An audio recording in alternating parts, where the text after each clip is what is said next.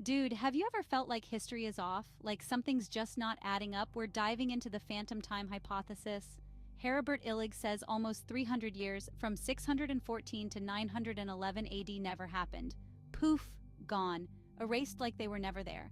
Illig thinks these years were fabricated, a phantom blip in our timeline. Imagine waking up and finding out a huge chunk of history was made up. So who were these alleged masters of time? Otto III, crowned Holy Roman Emperor at 3, was obsessed with the year 1000 AD. He believed it marked the second coming of Christ and a new millennium. Pope Sylvester II, a math whiz and astronomy geek, was rumored to dabble in magic. Some whispered he had a talking head predicting the future. Constantine VII, the Byzantine emperor, loved books and revising history. He commissioned historical compilations, omitting those missing years. These three formed a powerful trifecta. But is there any evidence? Let's dive in. Illig points to a bunch of historical inconsistencies that he says back up his theory. For starters, there's the whole calendar situation. We all know about the Julian calendar, right? Yeah, well, it wasn't exactly accurate. It drifted by about 11 days every 400 years. So, when Pope Gregory XIII introduced the Gregorian calendar in 1582 to fix this mess, they had to skip ahead 10 days. But get this, Illig says they should have skipped ahead 13 days. Those extra 3 days, he argues, account for the missing years. Then there's the issue of historical records.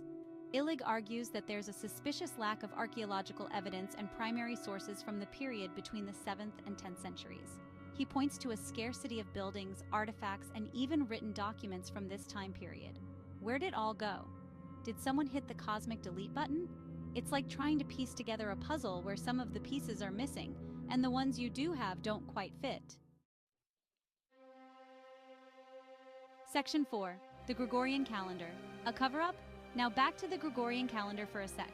This thing wasn't just about fixing a few days here and there. It was a major power move by the Catholic Church. By establishing a new correct calendar, they basically solidified their authority as the ultimate timekeepers. And if you buy into Illig's theory, maybe, just maybe, they also use this opportunity to erase those phantom years from history forever. Think about it.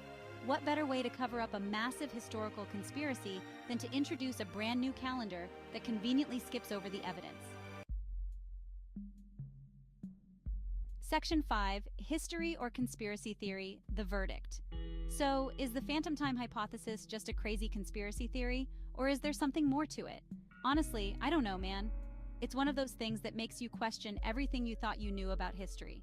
If Illig is right, it means that our entire understanding of the past is built on a lie. It means that Charlemagne, the Vikings, the whole shebang, they all happened at a different time than we thought. But here's the thing, even if the phantom time hypothesis is total BS, it's still a wild ride. It makes you think about the nature of time, the power of belief, and the fragility of history itself.